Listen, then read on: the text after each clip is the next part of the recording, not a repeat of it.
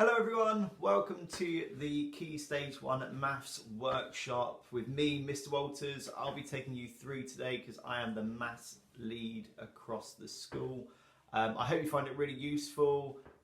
If you have any questions, please do get in contact with the school office and I'll try and get back to you as soon as I can. But I hope you enjoy it, I hope you find it beneficial, and I hope you get some ideas of how to help your children at home. The aim of this presentation is to go through the national curriculum aims, is to go over the structure of a typical maths lesson in school, and to give you an understanding of how the objectives are taught so you can offer your child or children some help at home. And lastly, the importance of showing your child multiple representations so that they can gain a mastery approach. You may be wondering how we assess your child in maths. We assess your child the same way we would for reading and writing. They are either assessed as working towards the expected standard, working at the expected standard, or working at greater depth within the expected standard. If your child is working at greater depth, it means that they can solve greater complexity of tasks, more problem solving, and can clearly explain their reasoning of how they got to their answer. We come to these judgments first and foremost by the daily work they do in their books and whether it has been supported by an adult or if they have worked alone. We also take into account how they perform in tests and assessments. Key Stage 1 SATs. In Year 2, the children complete their SATs test. The children usually love taking part in SATs, as they get squash and a biscuit, and it's sold to them as secret agent tasks rather than SATs. There are two papers that the children complete, the first being Arithmetic. This usually tests the children's ability to answer questions using the four operations and fractions of numbers. The second paper is Problem Solving and Reasoning. The teachers are able to read the questions aloud, but not the numbers or symbols. The two papers are completed on separate days so the children can have a good rest in between. The scores are combined together to make a total score out of 60. Last year, the expected standard was approximately 65%, but it doesn't necessarily mean it's going to be the same this year. Papers are different every year, but the layout and the content is usually the same. At Astra Infant School, we follow a mastery approach for maths. This means we spend a longer amount of time on a smaller number of objectives. We give a larger proportion of our time to counting and working with numbers, covering addition, subtraction, multiplication, and division. We follow a concrete, pictorial, and abstract approach. This means they start off by using manipulatives and objects to help them with their understanding. Then we move on to drawing and interpreting pictures before using formal methods or doing it in our heads. We use a wide range of representations so children can select a method they are confident using and apply them to different problems. We use intelligent practice, which is making links and connections between previous learning. For example, if we know 4 add 2 equals 6, then we'll know 40 plus 20 equals 60. We then use the skills we have learned and apply them to real-world problems before moving on to more challenging problems which may involve more than one step. This is what the structure of a typical maths lesson looks like. At the beginning, we get the children counting to warm up and get them thinking mathematically. We then move on to an arithmetic task. This could be some quick-fire questions that the children should be able to answer, as it is something that we have taught previously. Then we have a problem of the day. This could be done as a whole class or independently, which again will be linked to the past learning that the children have already been taught. Then we have a teaching input as a whole class. The teacher will share the learning objective for the day and teach the children how to do that skill before the children move on and have a go on their own at their table. If the children have found it particularly tricky, they may be supported by an adult during that time. If they have understood the learning, they can move on to the brain stretcher, which will be a problem-solving task linked to the objective for that day.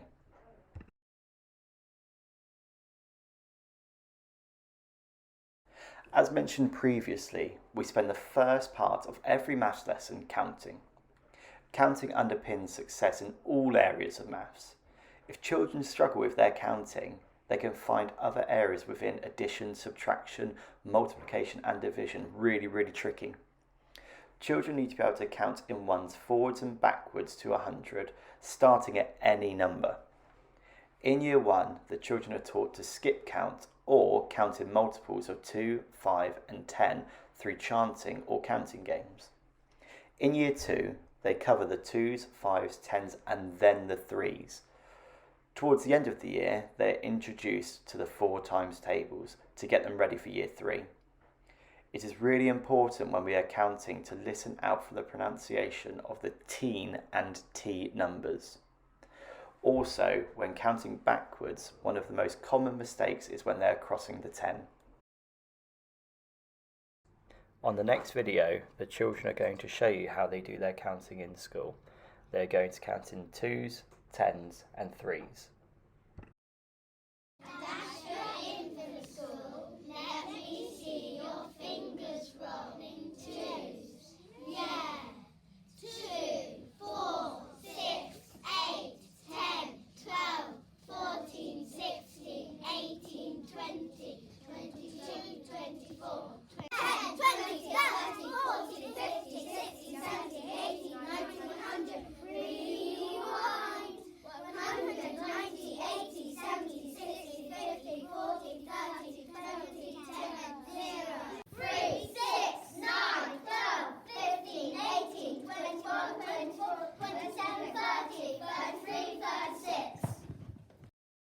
The next video will show you how to use TT Rockstars in order to do your counting in tens. 1 times 10 is 10, 2 times 10 is 20, 3 times 10 is 30, 4 times 10 is 40, 5 times 10 is 50, 6 times 10 is 60, 7 times 10 is 70, 8 times 10 is 80, 9 times 10 is 90, 10 times 10 is 100, 11 times 10 is 110, 12 times 10 is 120.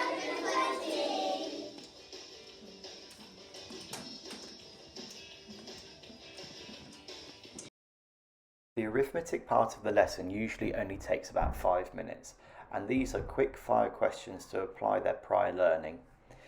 This regular practice allows the children's number knowledge to improve and they become more fluent with their numbers. As you can see from the example below, we have some addition number sentences concentrating on number bonds to 20. You may also see a bit of intelligent practice. For example, with the first question, 13 add something equals 20, you'll see over on the other side it's something add 7 equals 20. So the children will be able to make those links between those two questions to really understand the number bond to 20. Similar to the arithmetic, the problem of the day is usually about 5 minutes long, depending on the complexity of the problem. It may be completed together as a class or individually, and it always links back to their prior learning.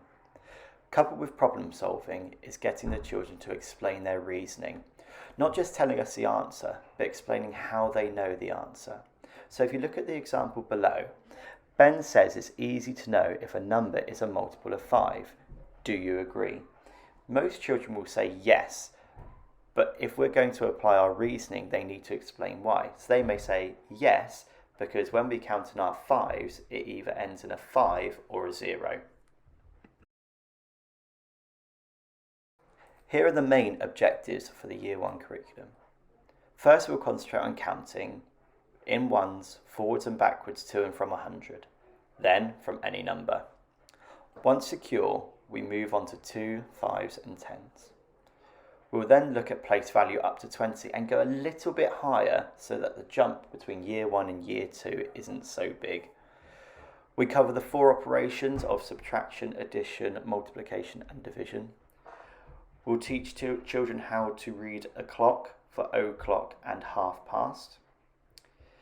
In Year 1, we will look at 2D and 3D shapes, building on the knowledge that the children have gained in early years. So we'll look at naming 2D and 3D shapes and looking at some of their properties too.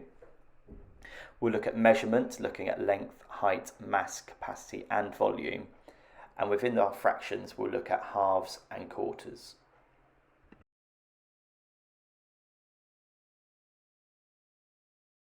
You may see that some of these objectives are very similar to the ones that were in year 1, but they're not the same. However, the objectives are built upon. So in place value, in year 2, they'll learn the place value of numbers up to 100, whereas in year 1, they're looking up to 20 and a little bit beyond. Again, they'll look at the 4 operations, but go into greater complexity. We extend time, so they look at quarter to and quarter past. In 2D and 3D shapes, they'll be looking at more properties and how they link.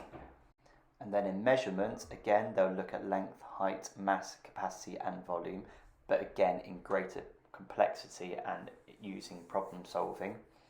And then finally, they'll look at fractions and be introduced to thirds. For place value, we learn about 1 and 2 digit numbers and understanding what a 1 and 2 digit number is. We teach the children about tens and ones, so when we're looking at a 2 digit number, the first digit tells us how many tens there are, and the second, how many ones. And therefore, the position of the digit determines the number's value. At this point, we look for digits in the wrong order. For example, 0 and 2 for 20 or 0 and 1 for 10. The more used to the place value of the numbers the children are, the less they'll make this mistake. We help the children with this by representing these using different apparatus.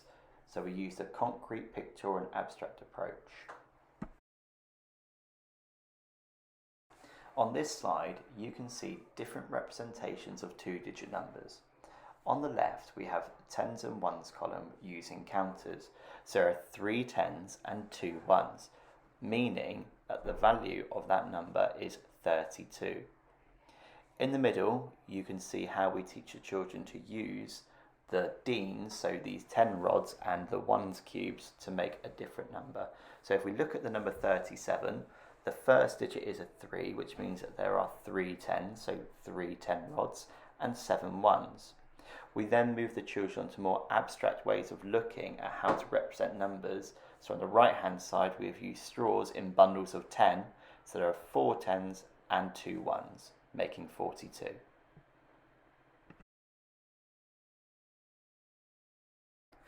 Here are some typical SATs questions that show the children's understanding of place value in a more abstract approach.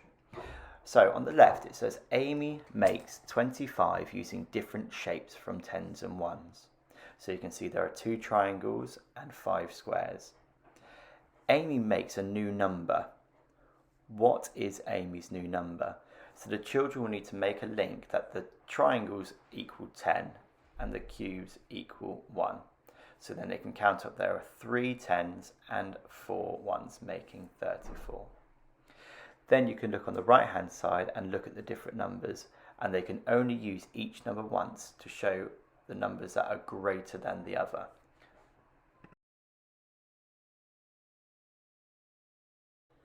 Addition and subtraction. So in year 1, the children are taught to add and subtract 1-digit numbers including 0. So for example, you can see 6 add 2 equals, but also understanding the importance of 0. So if I was to do 4 take away 0, we're not taking away anything, so the answer would still be 4. They are taught to add and subtract 2-digit numbers and ones, so that might be 16 add 2, or for takeaway it could be 20 take away 6. And again, for that 20 take away 6, it's remembering their number bonds to 20. In year 2, they add 3 1-digit numbers. So again, for example, 6 plus 4 plus 7 equals. So when children do this, we try to get them to see the link, or what's called a friendly 10. So within that number sentence, there is 6 add 4, which will equal 10, and then 10 add 7 is more friendly than adding 3 single-digit numbers. They'll add and subtract 2 digits and a multiple of 10, so 45 add 50, or 72 take away 30. They'll also be taught to add and subtract two two-digit numbers with and without regrouping. So 35 add 17 would require regrouping, whereas 72 add 21 would not. These are the methods we would follow for addition and subtraction. We start off very similar to how they're taught in early years and recap and build on that. We start with objects and pictures, and then we'll move on to using number lines or blank number lines, part-part whole models, bar models, and eventually we'll take all the apparatus away and put the greatest number in our head and add or subtract the smallest number on our fingers and count on or backwards. We also make sure we show calculations in lots of different ways so the equal sign is not always at the end of a number sentence. Like before, here are some typical SAT style questions using addition and subtraction. I want us to concentrate on the question on the right, as this one is a two-step problem and may require the children to use different skills to get to their answer. So there are 55 cakes. 20 boys and 19 girls each take a cake. How many cakes are left? So from this question, there are multiple ways that the children can get to their answer. They might first do 20 add 19 equals 39 and then do 55 take away 39. They might even do 55 take away 20 equals 35 and then 35 take away 19. There's a large box there for them to show their working out, and it's really helpful for the teacher to be able to see how they are working their answer out so we can assist them with it next time.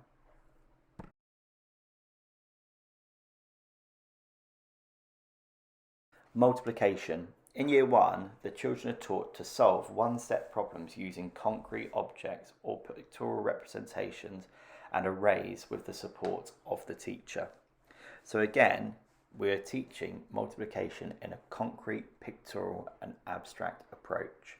So the children will start by using some apparatus to make the array.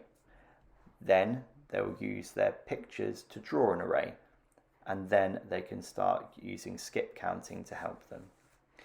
In Year 2, we will recall and use multiplication facts for the 2s, 3s, 5s and 10 multiplication tables. They'll recognise odd and even numbers. They'll show that multiplication can be done in any order. So that's called the law of commutativity. That is the same with addition, that it can be done in any order and get the same number. And then they'll solve problems using multiplication.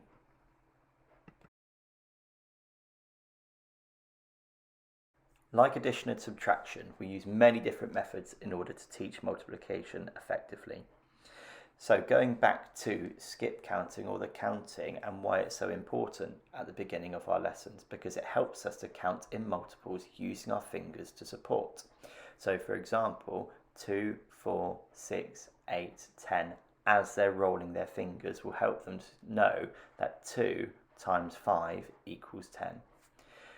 We teach it as repeated addition, so we'll know that 5 add 5 add 5 add 5 is the same as 5 times 4, which will equal 20. And then we use arrays. So this array has 3 columns and 5 rows. So it represents 3 times 5 or 5 times 3. So I'm going to count in 5s 3 times, 5, 10, 15. Or I can count in 3 5 times, 3, 6, 9, 12, 15. The children will then apply their multiplication skills to problems.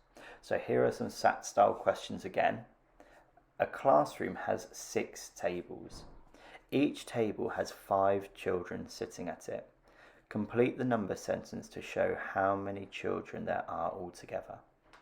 So the children could either write 6 times 5 equals or 5 times 6. Now the children don't know how to count in 6s at this stage in their learning. So we would expect the children to count in 5s 6 times. So go 5, 10, 15, 20, 25, 30. The next question shows how the children will have to see the relationship and the link between multiplication and division. So using only the numbers that are given, they need to make a different number sentence each time. So they've done one for you, which is 5 times 8 equals 40. Now the children should know the relationship that you can do multiplication either way and get the same answer. So the next one would be 8 times 5 equals 40. And then the last one shows a division number sentence. So as long as they know their number fact families, they should be able to answer the question. So they could do 40 divided by 8 equals 5, or 40 divided by 5 equals 8. Similarly to multiplication, division in year 1, they are taught to solve one-step problems using concrete objects, pictorial representations and arrays with the support of the teacher. So the teacher will point out that there is a relationship between multiplication and division, and some of the methods that we use are very similar. In year 2, they'll recall and use division facts for the 2s, 3s, 5s and 10 multiplication tables, again using skip counting to get to an answer. They'll recognise odd and even numbers, but then they'll also be taught that division cannot be done in any order. We can't swap the numbers around with division, otherwise we'll get to a different answer. And we can solve problems using division.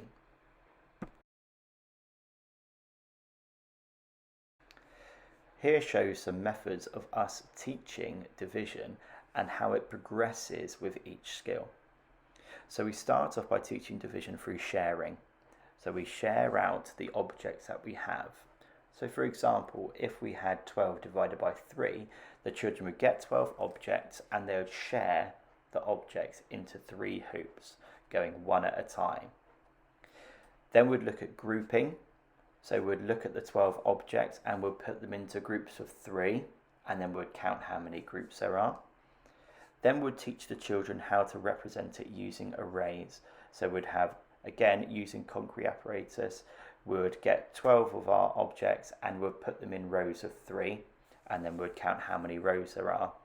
And the children would be taught that division is the inverse of multiplication and how they link together in number fact families.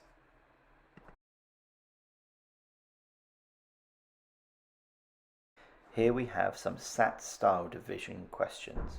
So if we look on the left hand side, we'll look at the monkey question first. So 20 bananas are shared equally among 4 monkeys. How many bananas does each monkey get? So I know previously some children in the past have actually drawn bananas using the sharing method for this question. Some children will draw an array to help them answer this question. Some children, if they're confident in counting in their 4s, will skip count in their 4s until they get to 20 to answer the question. On the right hand side, a shopkeeper has 20 fish and 5 fish bowls. He puts the same number of fish in each bowl. How many fish go in each bowl? So again, previously I've seen children draw the fish in the bowls and then count how many are in each bowl.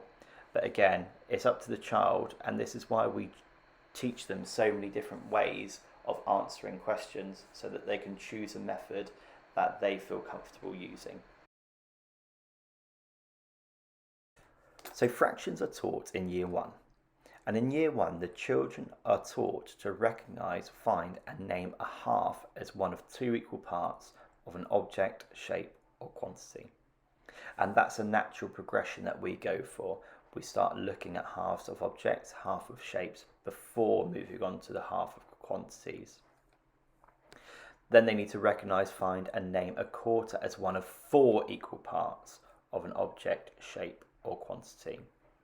And in year 2, they build on these skills that they've learnt in year 1, because they will need to recognise, find, name and write fractions of a length, shape, set of objects or quantity. They'll also need to write simple fractions, for example 1/2 of 6 equals 3, and recognise the equivalence of division when answering these questions. We have previously in the SATs paper had 1/2 of 90 equals, which does require the children to think about how they're going to halve larger numbers. So for example, if it was 1/2 of 90 equals, they might do 1/2 of 80 first and then do half of 10. So it's really taking the time to pick apart and make the question a bit more friendly for them. So what could you do at home to help your child with their maths learning? As we said earlier, counting underpins everything with maths, and being able to count helps them across a number of different skills within maths. So any counting you do at home will really help your child out with their learning. You could do this as you're playing a game, you could do it as you're walking to school, you could do it as you're driving somewhere. Any kind of counting that you do with your child will really help them with their maths learning. You could do some quick fire questions within their curriculum. So if you're in year 1, you might doing adding a 2-digit number and ones, or subtracting, so they can put that big number in their head and they can count forwards and backwards using their fingers. You can practice number bonds to 10 and 20 and use some intelligent practice within that. You could help them with their homework, or they could help you with their homework. They could be the teacher and they can teach you how they've been taught that skill that week. They can use the online program Numbots. I know that the children really enjoy earning all their coins and then using it in the shop. And then if you're in year 2, you can practice using TT Rockstars. You can get access to the counting songs as well as doing the online arenas and playing against other children in their class.